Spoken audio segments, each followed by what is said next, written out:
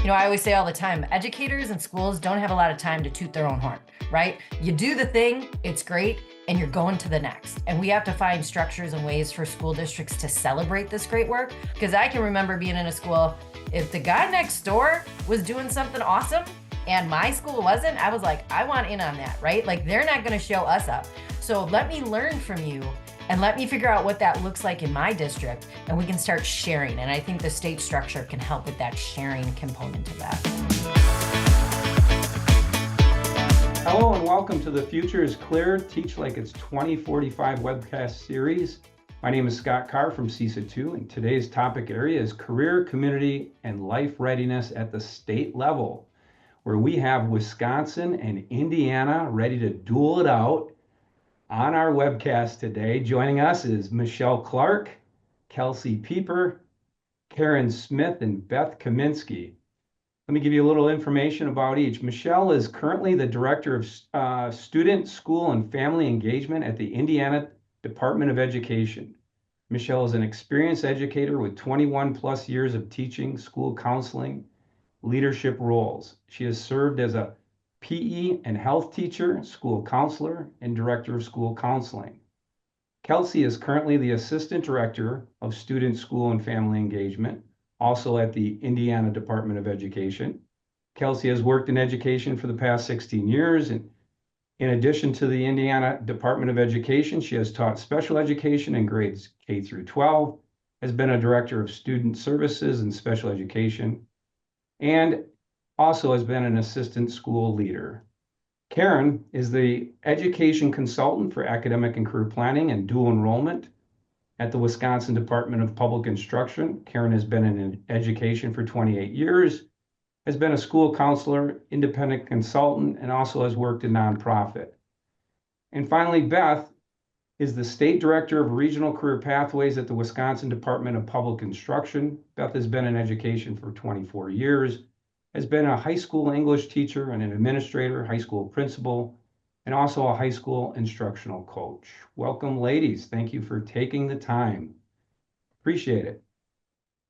You bet. Yeah, I know trying to put this together was not easy. You guys are very important state level leaders. So finding a few minutes for you guys to talk to me, I really do appreciate it. So I like to start out with how's the year been going? Anybody? We start with Indiana. So far, so good. I mean, I blinked my eyes and it's the end of October. I don't know about you, Michelle and Kelsey, but it's going super fast. I just met with some schools today and I said, well, happy Halloween, and it's November 1st tomorrow. I can't believe it. It's wild. It's crazy. You always think there's going to be enough time, but there's never enough time to get everything done. So, but we keep it going. Yeah. How about you, Michelle or Kelsey? Yeah, no, I feel the same way. I feel like we were just starting 2024, and here we are at the end of this school year, or the end of the semester. It's just been a busy year with lots of things that we're working on here at the state level. So, excited for what's to come. Yeah, it seems like it was just that first ACP meeting we were in, Karen, back in maybe September, and now we're already into November. But so let's get ourselves started. I know with the four of us, we got a lot of stuff we can cover, but I'd like to start with kind of the why. Tell me a little bit about your journey, where you're at, how did you get there, and why have you moved into the direction of this career readiness kind of field? Why don't we start with our guest from Indiana? Well, we at the state level have been repeatedly hearing that high school, if it could look different, what would it look like for our students to better connect them to their next steps? We've seen a significant decline in students going to college and staying in college, persisting. We've also have a goal to have Hoosiers 60% credentialed or with a college credential by 2020. No, I'm going to butcher this. I think it was 2025.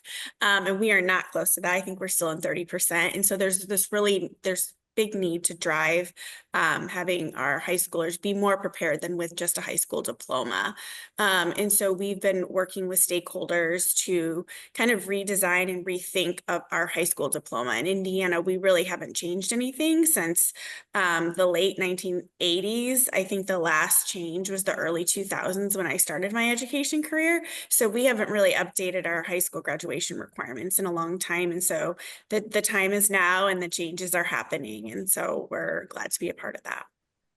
Michelle, tell me a little bit about kind of your journey and how you got to where you're at, in the position you're at, and why is this an interest? Why is this an interest to you? Well, like I said, I was a teacher turned school counselor. And so my passion has always been to help students reach their potential.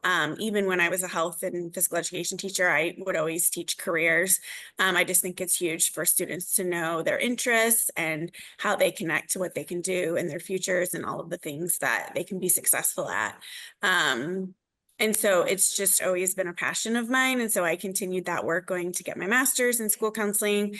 And then at the department, obviously the college and career readiness is really important piece of school counseling, and helping our students feel engaged in school experience can help mitigate some of the other barriers that they face. So, Yeah. Kelsey? Yeah.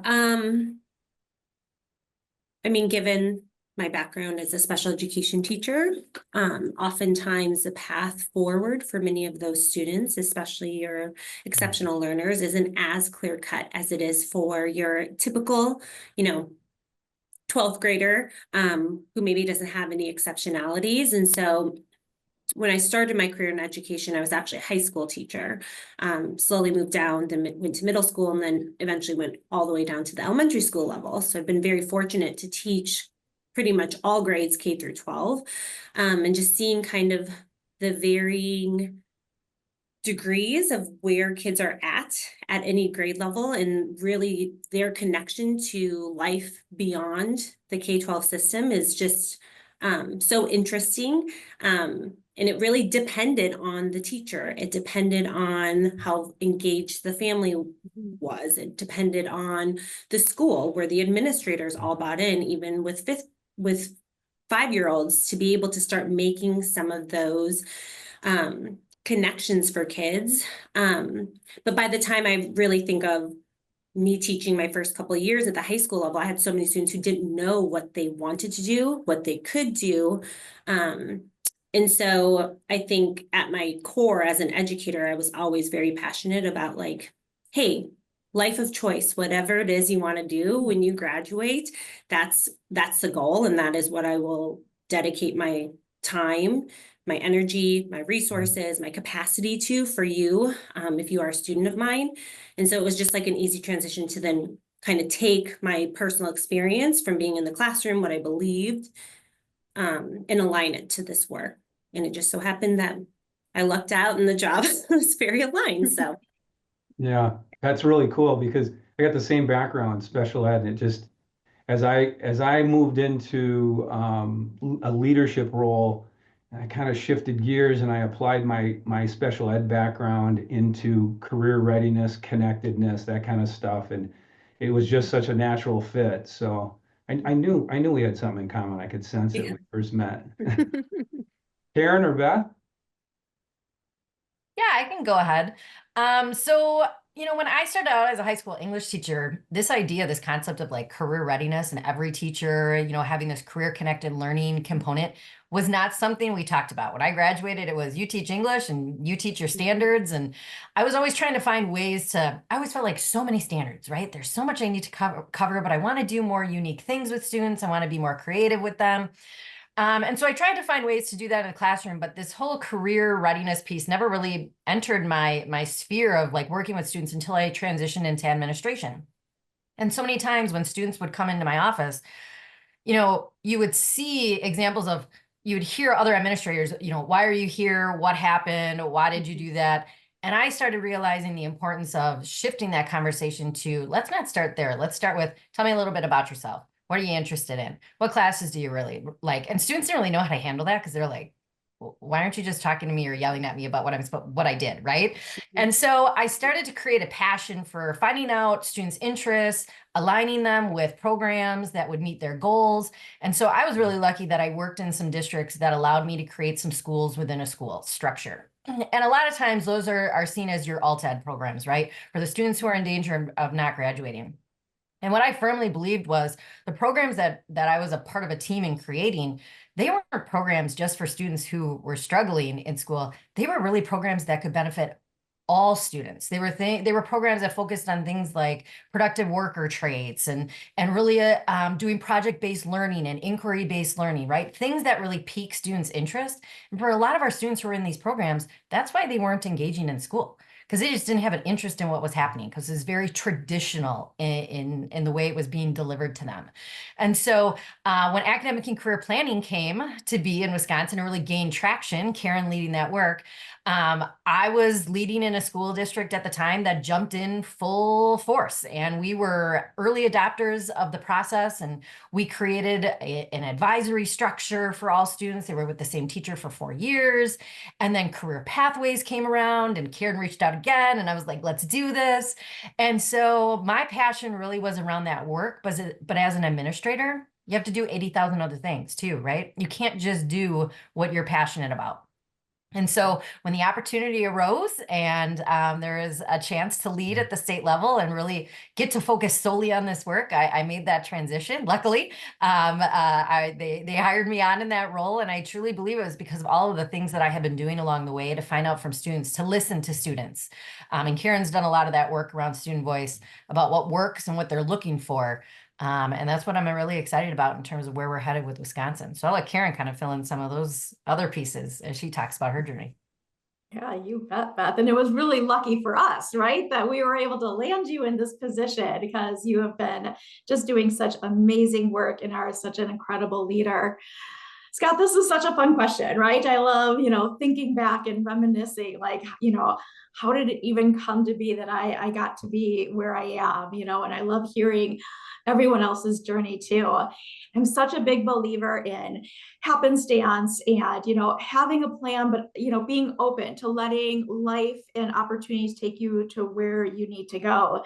Because when I first started out, I was convinced I was going to be an elementary school counselor. I loved little kids, knew I wanted to be a counselor. I decided to get certified K-12. And so I needed to do a practicum at the high school just so I can have that certification just in case.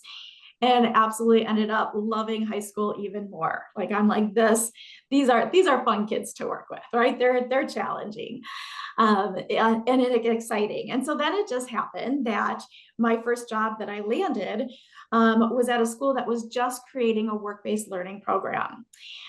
So I didn't necessarily go into this thinking I was even going to be, at the high school level, much less thinking that I was going to focus on careers or work-based learning. And again, this is back in the 90s, so it's just as we're really, digging into that college for all paradigm. So that was really interesting to try to start a work-based learning program back then. But I immediately saw, as we started sending students out into the community and working with businesses, the power that had for those students in their educational journey, right? So how it helped them really, create a sense of confidence that they never had, how it helped open their eyes to new opportunities, how it helped them really start to think about what their next steps after high school was going to be, and how it helped them really start to connect the dots between what they were learning during the school day and how it's applied outside of the school day. So, it's really been no looking back ever since then, right? Like I was hooked. This is what my career was going to be. And I did that working in a school setting for 12 years and absolutely loved it. And just got to that point where, as much as I loved it, I was ready to try to have a broader impact, cast a wider net. And so I left not knowing exactly what that next step was going to look like. I took some chances. I took some risks. I contracted with pre-college programs and workforce development boards. I started creating programs. I even, created a nonprofit. I led regional work. And that really gave me the experience to start to think about, okay, what does that systems level change look like, and how can we best support that? And that's when my current position at the Department of Public Instruction came along. So this is just a natural next step in my own career journey, is to try to help support school districts all over the state and doing some of the things that I've been doing, throughout the years. Yeah, thanks for sharing it. It definitely is really important work. We've seen it. I think both of you, Beth and Karen, do a great job at our state level. It's a lot of fun to work with you guys too. So I want to go a little deeper though into the why, right? So we know that there's this big shift in education. It's probably started maybe 10 years ago, but it's starting to really snowball. Big shift in many states. Indiana's doing some really good stuff. Same with us in Wisconsin. But as far as the career readiness, community readiness, that those aspects, why do you believe there's a need for transformation to move this direction in our schools? Why the need? Oh, maybe start us off if that's okay. There's three things that we've been really talking a lot about when we think about the why, and we have conversations with other stakeholders about the why.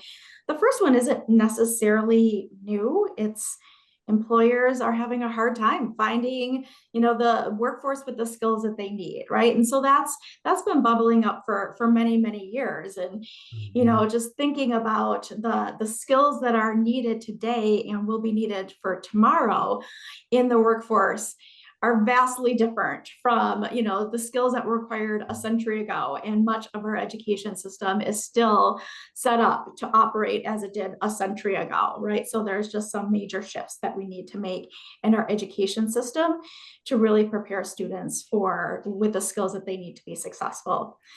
The second reason is students are telling us that they want this, right? And so we've been doing over the past several years some really interesting work around youth voice and career readiness, and surveying and conducting focus groups with students. And they are letting us know under no uncertain terms that they want more career readiness and they want it to start earlier. So that has driven a lot of our work.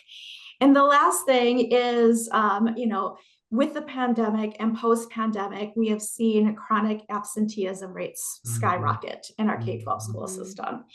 And so that is a signal to us that we're taking really seriously, that our students and our families are not seeing that same value or return on investment in our K-12 education system. And we need to do something to better meet their needs. And so that's why this is an imperative for all of us. Yeah, well said. We hear a lot of the podcasts, webcasts I'm involved in. Attendance is a big issue across the United States. How about Michelle or Kelsey? Well, it's funny talking about attendance and engagement. I was on a call yesterday with youth with lived experience. We're doing another project with our Children's Commission. And so hearing directly from young people, these are youth in high school and college. We have a youth advisory board through the Department of Health, I believe.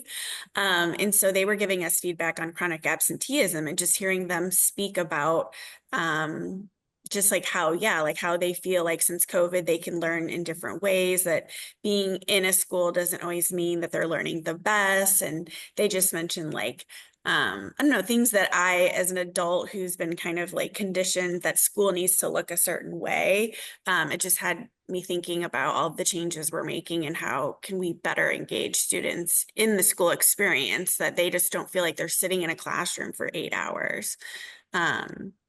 When they could do that at home on Zoom. So I don't know, just some random thoughts I had. And that's what I was going to say too, that I think now more than ever, and I don't know what it's like in Indiana, but I know in Wisconsin, we have more choices now for families to make about the educational options that they want to take advantage of than we ever have, right? And so we are now in a situation where school districts really need to tailor their options to the varying needs of their customer, which is their students and their families. And I think, even 10, 15 years ago, it was, well, this is where you live and this is where you go to school and that's the education that you get, right? But that's not the case anymore. And so I feel like school districts really need to take some time and find out what it is that our community is looking for. And that includes not only the parents and the guardians who live there, but it's the employers and the industry partners who exist there. It's the educational institutions that are a part of that area. It's really getting everyone together to say, okay, what is it that we can offer? How do we partner together on this so that we can keep our students here, right? Because that's the biggest fear is all of your talent and knowledge leaves.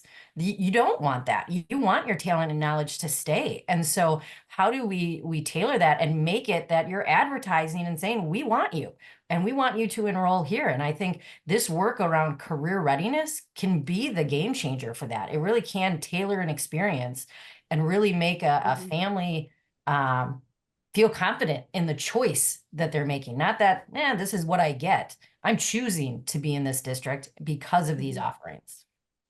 Yeah, that's some good stuff because we hear a lot of conversation, whether it's in our own state or outside of our state, around an educational or a community ecosystem, right? And that mindset shift to the family level is something that really needs to shift, because I think a lot of our families look at school system because they lived it, right? Went through it. They see it as that's what school is. It's a traditional approach for achievement academics. Yet when you start to talk about, no, it's about an ecosystem, it's about community working together with the educational system to offer those opportunities. So you say that really, really well. But Kelsey, how about yourself? Yeah, I don't want to like boil it down to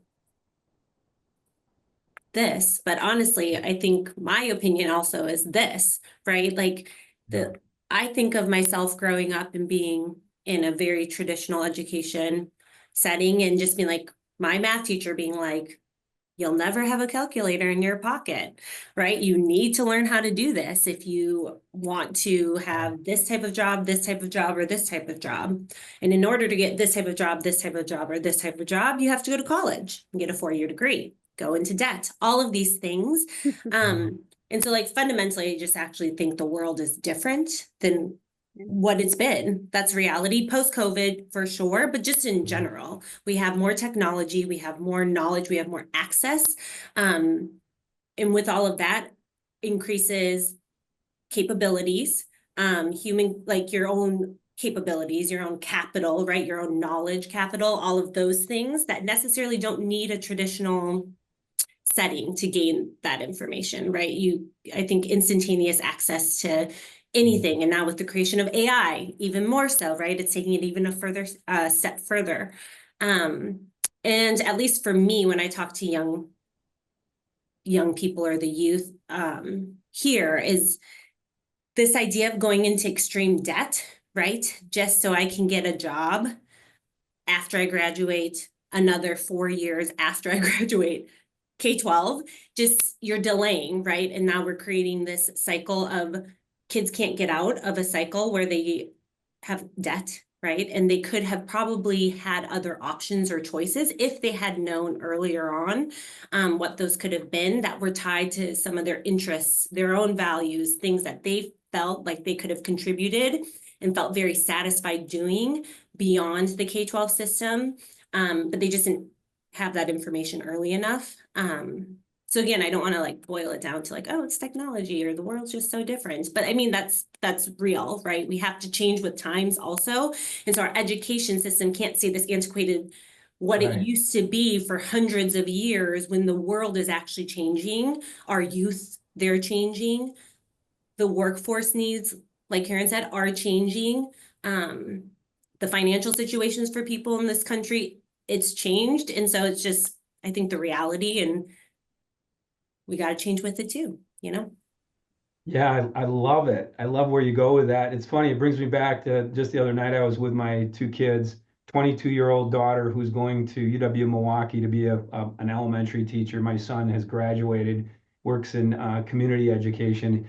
And I brought up the concept of upskilling and reskilling. And I looked at my daughter and I said, what do you think that is? 'Cause I couldn't ask her, the definition. She kind of looked at me and I explained it to her a little bit. And it was funny. I said, because we continuously will have the need to learn, always, always, always. My son was totally dialed into it. He totally got it. My daughter, after a period of time, looked at me and said, so I'm going to have to continue to go to UWM for like the rest of my life? And I'm like, let's hope not. But yeah, upskilling, reskilling, it's kind of a different concept in relationship to our educational school system. And boy, it's something that we really need to move towards. Let me ask you this though, seeing how we have state level individuals in our webcast here, and you guys have done some really good innovative work, both the Wisconsin and Indiana. Um, why the need for our state level to be innovative? Why do you feel, why do we believe and why do we need you guys at our state levels to be innovative to help move and push this work forward? Why don't we start with our friends from Indiana? What do you think? Well, I'm trying to be careful how I say this. I think sometimes if we don't kind of shift policy or shift requirements, schools, it's hard to change, and it takes a lot of work and manpower and preparation. And I think that sometimes we have to commit to moving the needle so that they can come on board.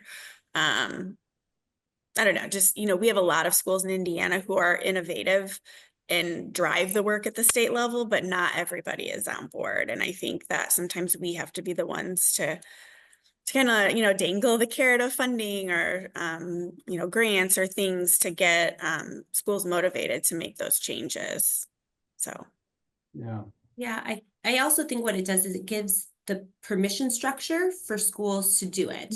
I mean, I remember myself being in a school, and oftentimes there are 500 different things and then 100 other different fires that you're fighting all in 1 second, right? Like that's just the reality when you deal with humans. And if you're a teacher, you probably have 25, 30 of them, and well, depending on what grade level you are, all sitting in front of you all at once, right? And I just think sometimes it's not because schools don't want to be innovative. They don't want to take the initiative. They don't want to do the things that are necessary for their students, the families, the communities. I don't think I've ever met an educator who's ever said they don't want to do what's best for kids and families in the community. It's just, where's the time? Where's the capacity? With what, right? With what fund, you name it, with what, fill in the blank, funding, time, resources, whatever it is. And so sometimes, at least at a state level, if we are the ones to drive the work, what it does is just gives them the permission structure to do it, right? Like actually at the state level, they are talking about this. We've had these ideas, or we've had little random pieces of this. Now we actually feel like we could actually put it all in a train and get it going off the track, right? I don't know if that makes sense, but I do sometimes think if we are much like at a school, oftentimes culture comes top down. Similarly in a state, right? Like you set the vision for what you want, where the state's headed nationally, wherever you are. And then it trickles down, right? All the way down into each LEA or school and building. I think it helps too to just have, an entity that's able to track what's happening across the state, right? To be able to identify those pockets of excellence so that you can scale them out. I just think it can get overwhelming, like you said, Kelsey. Sometimes schools don't know where to start. They would love to be a part of something new, but it can be daunting. It can be so hard to even think outside that box, right? And so sometimes they just need the resources and the supports of people, teams at the state level to say, here's some structures, here's some frameworks, here's the research. If you need the research to help your school better understand why this structure of working towards a career readiness framework is important, we can help fill those gaps in for school districts. Because like you said, school districts are in the work every day. Like they're working with their students, they're in the classrooms, they're in the buildings. They don't necessarily have the time to build that infrastructure themselves. Or if they do, it's taking up so much of their time that the work fizzles out because they can't keep the pace. And so if we can create a structure at the state level that really creates that larger umbrella of what is career readiness, and we're really trying to do that in Wisconsin, is really shifting to this K-12 career readiness, umbrella, and the pieces that fall under it, so that people don't feel like, well, here's the next new shiny thing, right? And some people are quick to swim to that shiny thing. In education, we like shiny things, and we'll go to it. But then when we drop something new in, people are like, oh, we must be ignoring that now. Now we're going to the next thing. And we need to do a better job of packaging these things so people can see they're not individual initiatives. They're all working together to help move us towards this career readiness focus. And I think once we can help people understand that, we need that at the state level. We need the teams to come together to help paint that picture so that schools can see, okay, we are doing some of that and some of that. How do we braid all that together so that our students and families and our educators and our community partners can see how they fit into that? And then we can set some really clear goals as school districts that align to that work, that we can then showcase what we're doing and really kind of, I always say all the time, educators and schools don't have a lot of time to toot their own horn, right? You do the thing, it's great, and you're going to the next. And we have to find structures and ways for school districts to celebrate this great work. Because I can remember being in a school, if the guy next door was doing something awesome and my school wasn't, I was like, I want in on that, right? Like, they're not going to show us up. So let me learn from you and let me figure out what that looks like in my district, and we can start sharing. And I think the state structure can help with that sharing component of that. Now, Beth, I'll add one more layer to everything that you and Kelsey and Michelle have talked about. It's that accountability system, right? That's the other linchpin in all of this, and the role that we have at the state level, because we can't expect our school districts to do these different things if they don't align with how we're assessing our school districts and the accountability measures that we put in place to determine whether or not a district is successful or not, right? Those two things have to go hand in hand, because those accountability systems and those assessments are going to be what drives that behavior in those school districts. So that is definitely something that, at the state level, we can be looking at it and talking about. But also, we know some of that comes from the federal level. We're really excited to hear that the U.S. Department of Education is starting to look at some more flexibilities around accountability, state accountability systems, and offering opportunities to pilot different assessment systems, and really start to be a little bit more open to doing things differently. I think will lead us in the right direction. Yeah, well said. Let's talk a little bit about the what, like what's happening, what's going on. I think we're pretty good at our state level. We do give a lot of opportunity to describe what it can be and what it can look like.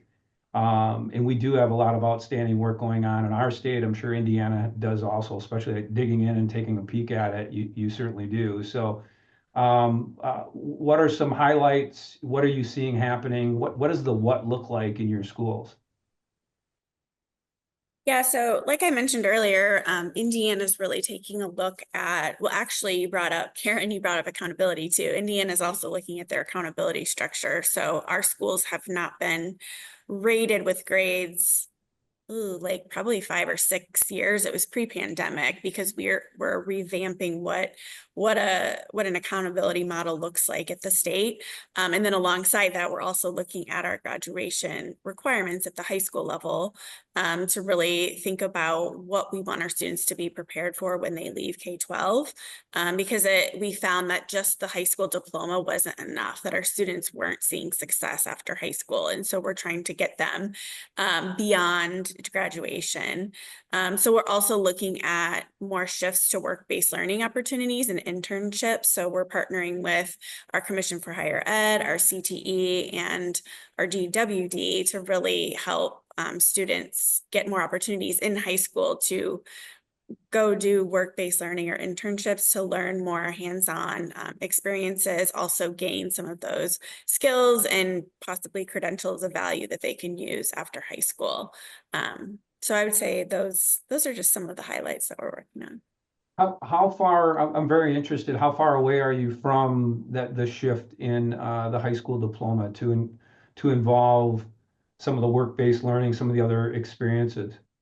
Yeah, so we're really close actually. We're in the second round of public comment right now, and I think that ends like in a week, maybe.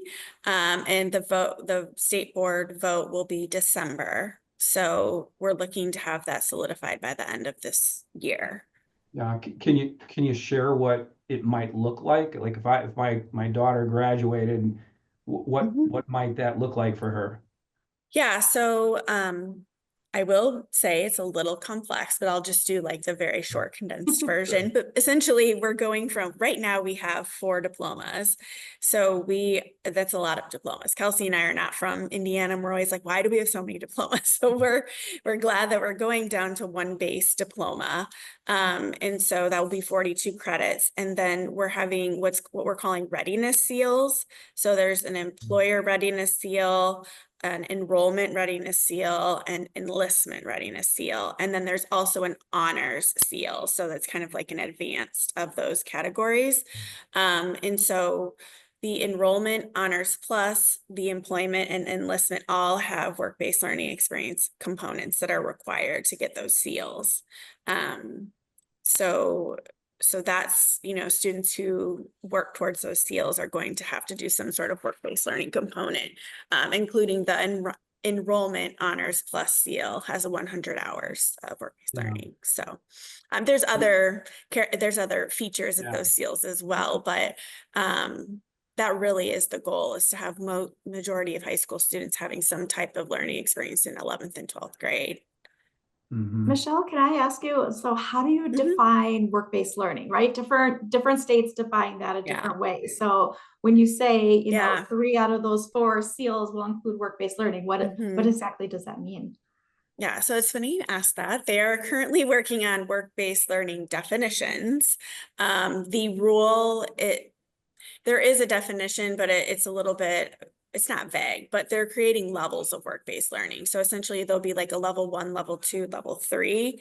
And they're also having hour requirements. So our work-based learning level 1 will be a little bit more flexible. So that will be a different like experiences, like an internship. It doesn't, they're still in the talks about, does it have to relate to their career pathway, or can it just be like working a job and after school? So some of those things haven't even been defined yet, but work-based learning is 100 hours, a level 1, and then level 2 is 650. So that's getting into the pre-apprenticeship level experience. So then that's, am I saying this right, Kelsey? I'm pretty sure I am. Work-based level 2, and then work-based level 3 would be apprenticeship. So it's like pre-apprenticeship and apprenticeship. Probably the majority of students will do work-based level 1, but those students that are pursuing the enrollment, no. The employment honors plus seal will do the pre-apprenticeship or apprenticeship. Oh, that's awesome. That's really robust. I love that. Yeah. Karen or Beth, any conversations such as that at our state level? Not in terms of graduation requirements, so I'm a little jealous. And we, of course, Indiana is one of the states that we watch, so we'll definitely be learning from you. What I can say is work-based learning is definitely part of a high quality career pathway program. So when states have an opportunity to receive Perkins funding for their career pathway programs, work-based learning is one of the elements that they can have to fulfill the requirements for Perkins. And we do measure it, right? So that's another thing. It is a part of our school district report card now. It doesn't affect the score necessarily, but it is one of the post-secondary preparation metrics that we added to our report card several years ago. So we're making some steps here. Yeah, there are some districts though. I worked in Hartford. We added a few things to the graduation requirements for our students that were work-based learning type components.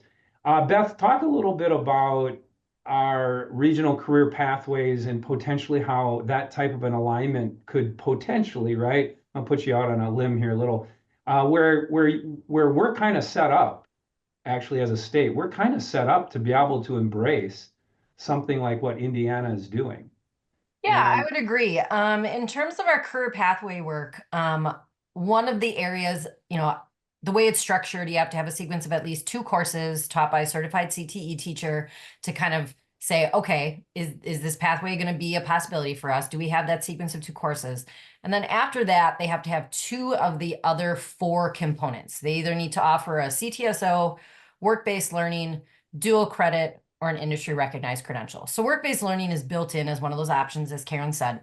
And so one of the things we're doing, and we started it this year, is we're creating a more intentional focus on career-based learning experiences and work-based learning. So we have 3 goals this year as a state when it comes to career pathways that each region is working on, and there's 7 regions around the state. We're looking at increasing the percentage of underrepresented students who participate in work-based learning. And so that looks a little bit different in every region of our state. We're looking at increasing the number of experiences, cables or work-based learning that schools are offering to their students. So really helping schools look at what are we currently offering and how can we increase that over time? How can we really look at the offerings across all pathways? And then the last piece is kind of twofold, and it has to do with our employers. Increasing the number of employers who are engaged and offering these experiences. And then also looking at the employers that we currently work with, encouraging them to maybe step outside their comfort zone and maybe expand the offerings that they currently have. Maybe they've been doing expos and guest speakers and maybe hosting a job shadow here and there. And we're going to push them or ask them to kind of increase those offerings and maybe start to look at more of those formalized work-based learning experiences. So every region around the state has looked at their data. They've identified specific goals in these areas that they're rolling out to their schools, and they're providing some one-on-one support for every school in their area to really talk through these goals and really look at what are they doing internally to kind of feed those regional goals, which in the end are going to feed our state goals. I think going to this idea of having a seal or something like that, Karen and I have talked about this. This is something we have hoped for. It's something our regions are asking for because we're kind of trying to create a structure where right now students are engaging in this, right? And they're doing it because they enjoy it. But wouldn't it be great to also give them something at the end of it, right? To really acknowledge you've put the work and the time and the effort in. And so on your transcript, on your diploma, it will be recognized. And we want you to carry that certification or whatever it is, or seal, whatever you want to call it, that stamp of approval, and utilize that to actually take your next step and utilize it to get that job, or highlight it in your application if you're choosing to go to a 4-year, or use it at your tech college to find out, is there an industry recognized credential this could align with that I could, earn and take care of right away, right? And so I think there's a hope for that, and I'm excited to hear what you guys do with it, because like Karen said, we have no problem like reaching out and asking to borrow or steal any great ideas. So I'm excited to see where it goes. Yeah, you're hitting on a few things that I hear a lot of conversation around outside of our state and within our state a little bit, and that's that competency-based approach, right? With the results ending up in a portfolio type concept. Because I mean, there's even rumblings out there that the resume will probably be gone in the next 10 years. It's going to be all computer based. And there's some really interesting platforms out there that can pull together what we're talking about. But Michelle, Kelsey, do you guys offer like a career pathways that compile CTE courses in a very structured way within your school systems? Tell us a little bit about what that looks like in Indiana. Yeah, so Indiana is a little bit, I say this is weird, maybe it's not that weird, but our CTE department was its own entity with the governor, under the governor's office, and then just recently, in 2023, was moved under the Commission for Higher Ed. So they're not even under the Department of Ed, but yes, we have, CTE has what's called Next Level Programs of Study, so NLPS, which sounds similar to your Pathways program. And so they have outlined a robust catalog of pathways for students. And it's typically a 3-course sequence with kind of a principles course to start, and then 2 concentrated courses in that career field. And then it's all tied to Perkins funding. And that also relates back to, so not to be super complicated, but prior to this new graduation requirements, we had something that was called graduation pathways that was introduced. Our first class of students that graduated was in 2023. And that's kind of where it required one of 9 post-secondary competencies, and a CTE completed pathway was one of them. Super cool. Yeah. Let's talk real quick about collaboration, but also the state level supporting school districts, whatever that looks like. I know some of the things that we do at our state, Karen and Beth do a great job with that, but recently the state of Indiana had I forget the name of it, but a grant around employability skills. I know you talked about it on Sylvester's podcast. Talk a little bit about what was that? What was the impact? How does that really move schools forward? I'll Yeah. let Kelsey answer. Yeah. So we administered, wrote and administered and funded, I think it was about $10.5 million worth of funding to grantees for the employability skills, innovation and implementation grants. So the SE grant, that ended at the beginning of last year, right? So it's been over for about a year now. And really the goal was knowing what was coming, looking forward with where we were headed as a state between our GPS dashboard, which is our comprehensive dashboard that collects all of the data for every single district and school in the state, as well as the new high school diploma requirements, and just kind of generally where we were heading as a state. We created the grant to try to understand who was already being innovative in this work around competency-based skills, who was already doing it within their school districts, how were they scaling it, how were they measuring it? So there's always talks about micro-credentialing or badging or certifications. So really our grant was pretty much a call out to across the state to all LEAs of like, hey, who's either interested in doing this work, being innovative and implementing it, or who's already doing this work? Because if you are being innovative, we want to hear about it and know more, and we'll give you some funding to like help with that side of stuff, since you're already doing it, but a little funding doesn't hurt. And pretty much out of that, we got some pretty decent data. Schools are doing this at a very varied level with how they are implementing it, integrating it within school. Is it in every single classroom? Is it one-offs, right? Like in an advisory period, how they're tracking it, and then essentially how are they validating this work for the students so that it means something beyond the K-12 building. And so like there were some we did partner with America Succeeds to come in and help do a case study, given that our employability skills are very aligned to their durable skills. Most all competency-based skills, of course. And so some of our schools, I feel like we always shout out kind of some of the same ones, but they do it at a very comprehensive level. There's a high school here just south of Indiana. And I would argue this is what I said before, like their principal is all bought in, right? They had every staff member, every student do the compass assessment to kind of understand what are my interests, my values, my strengths. And from there, everything then was tailored to everyone's compass rating. So any conversation around employability skills, supporting finding kids work-based learning opportunities was tied to their compass rating. And then all lessons were tracked and administered in an advisory period and with using to varying degrees skills line to help track and validate the skills kids were learning in that advisory period. And then from that, they were connecting kids to work-based learning opportunities, internships, pre-apprenticeships.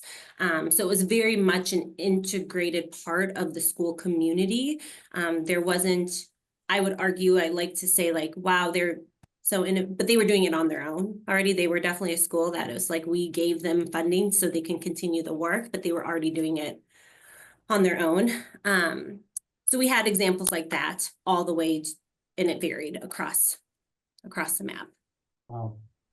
Any extending the grant or other supports, you know, that are coming up next?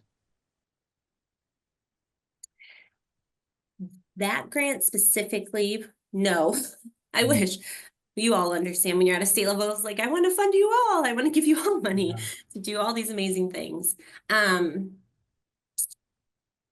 not to say I don't think, I mean, a cool thing that came out of it is we did create our employability skills playbook from it, which we are also utilizing it now as we are looking into some of the competency-based skills that are required within some of the seals, the readiness seals, and using our playbook as a resource and to support schools as they're trying to, you know, roll out these new requirements. So it's not to say we're not going to be here to support the work. I think, I don't know, Michelle, you can jump in too. There's just no, in the short term, no new funding or no new grants that will be coming out for this work. But I feel like given where we're headed already with the new grad requirements, it's an inevitable, right? Like most schools are going to be doing this.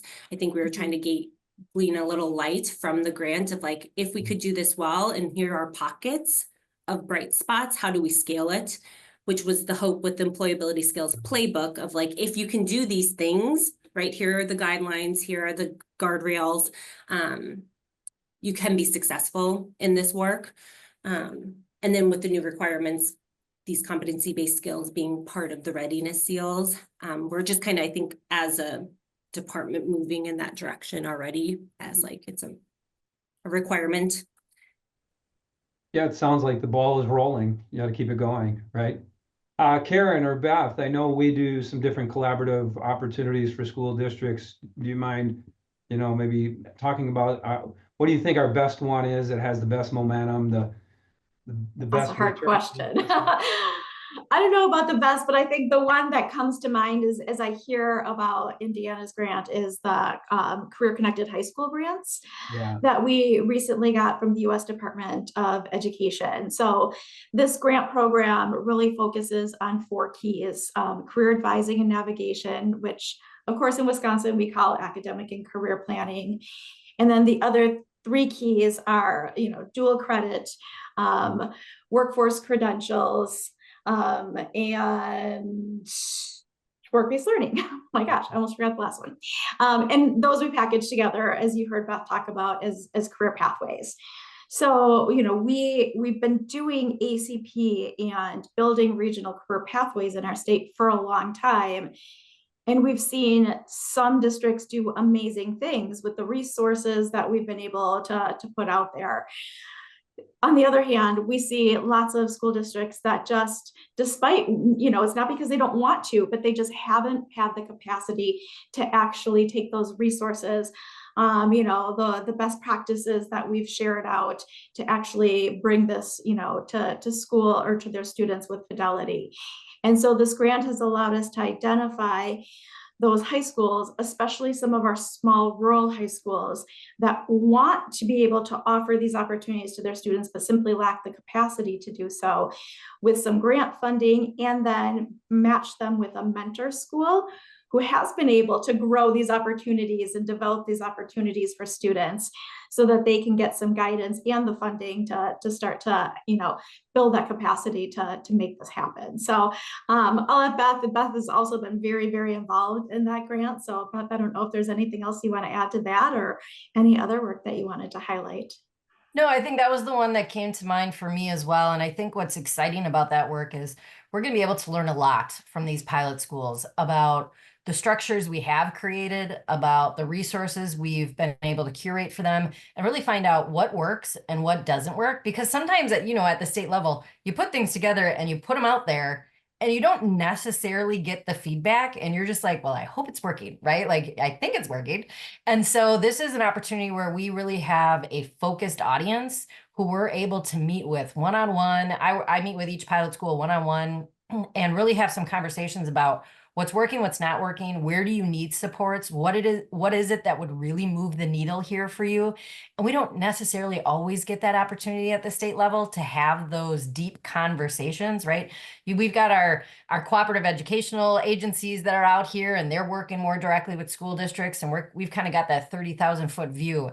And I'm really excited because this grant is going to give us kind of a peek behind the curtain and really get some honest feedback about what we could tweak, and then take what's really working and scale that out and really push the good stuff out to the rest of the school districts and really see, could it alter how we structure our work for career pathways moving forward, right? Like, what are those things that are really working, and how do we make that happen everywhere?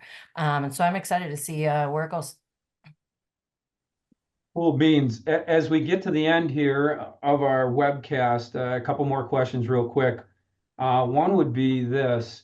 At the state level, I come in as a superintendent, and I want some advice on shifting mindsets. Like, I have to go back to my school. I got to convince everybody there. What would be your advice? What would you mentor me in to do to help shift mindsets, to move in a career readiness approach, a community readiness approach? So I'll jump in here because Karen's heard me say this a million times, but this is what I used to use with my staff to sell them on this work. And it was, I would hear all the time, and you all hear this, there's so much, right, coming at our educators. And I would hear the phrase, Beth, there's too much on the plate. There's too much on the plate. You got to take something off. Like, it's just too full. I can't. And so the shift I really took with my staff was, career readiness is the plate upon which everything else is served. We are preparing every single student for a career, right? And to be out in the community. And so, because no matter what, even if they go on to further education, everyone's going to end up, we hope, everyone's going to end up in a fulfilling career that is meeting their needs both mentally, emotionally, financially. And so we need to make sure that that plate is well situated and that we are putting the things on there that meet the students' needs. We don't decide what that plate looks like for them. They tell us, and we help to put the things on there that is going to make it successful. And so when I started talking that way, that's what we're all doing. Doesn't matter what you teach. English teacher, tech ed teacher, science teacher, world language teacher, we're all moving towards that structure. I think that really helped some of the people who are struggling with, I'm not a career advisor, I'm not a counselor. No, but we all play a role in that now, because the role of educators has shifted. And so we all need to figure out how we support that work. I'm going to give you, as the leader here, I'm going to give you the tools to make you feel more comfortable in that role. And I'm going to give you I'm going to provide professional learning for you to grow, but we all have to work towards that plate being filled the right way. And that didn't help for everyone, but it did help for a lot of people. I love it. It is the plate. And that plate for many school districts is their portrait of a graduate, right? Or graduate profile, or a portrait of a learner, or whatever you want to call it, right? It's really thinking about, what do we want to make sure our students know, do, understand, are ready for when they cross that graduation stage. The thing is, I feel like a lot of districts have missed the mark on that portrait of a graduate in two areas. The first being, they focus on the durable skills, right? Like that, you look at just about any portrait of a graduate and you see, some real common themes, communication, critical thinking, creative problem solving. All of that is super, super important. What I hardly ever see is helping students understand how to navigate the career development process and knowing what their next steps are going to be after they cross that graduation stage. So I think we miss that piece oftentimes in a portrait of a graduate, and it's a really important piece and really gets at that plate that Beth was just talking about. The second, perhaps missed opportunity for many school districts is they create this great portrait of a graduate and they post it on their webpage, and then that's it, right? Yeah. It becomes a marketing piece instead of truly being that North Star that everything in that school district is operationalized around.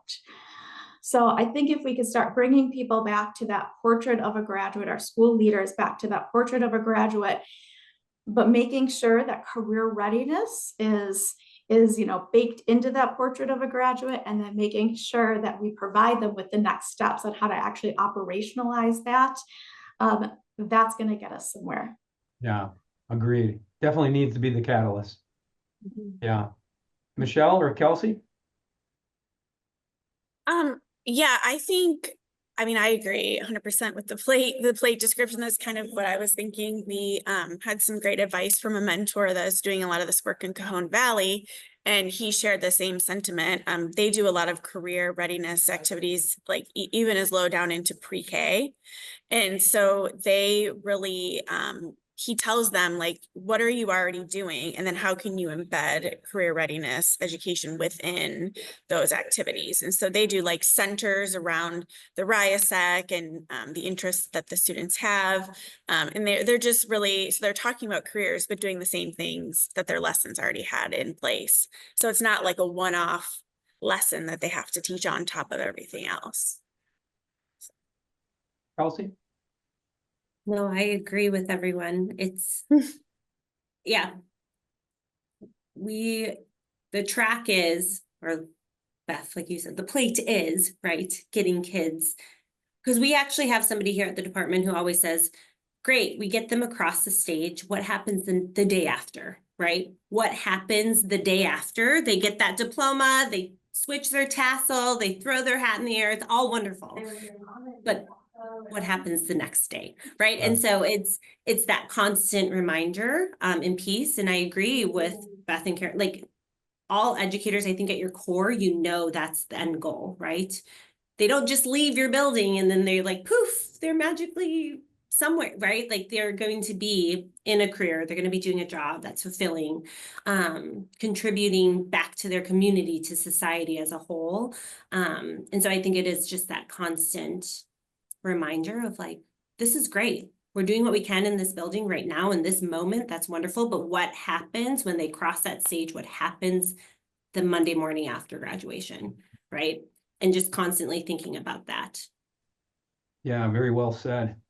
I appreciate your time, you guys. Real quick, I want to put a plug in for our Future is Clear, Teach Like It's 2045 unconference in April 29th, 30th, and May 1st. Michelle, I think you were speaking about Dr. David Mirashiro from Cajon Valley.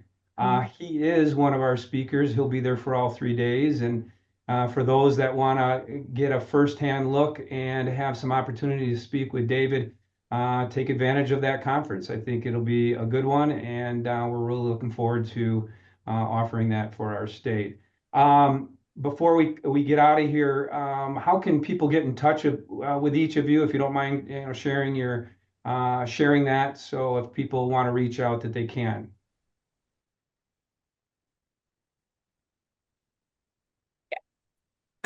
For us, you can, just to keep it simple, if you email engagement@doe.in.gov, that box reaches Kelsey and I, and so we can connect with you there.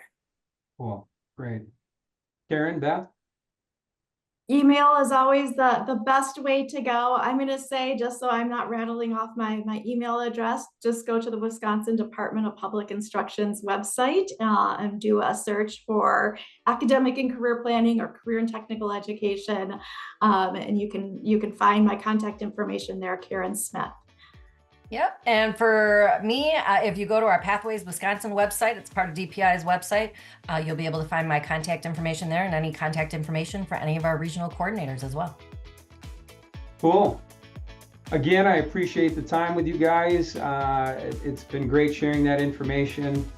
Look forward to sharing this podcast out. So as we depart, remember, the future is clear. Take care, everybody.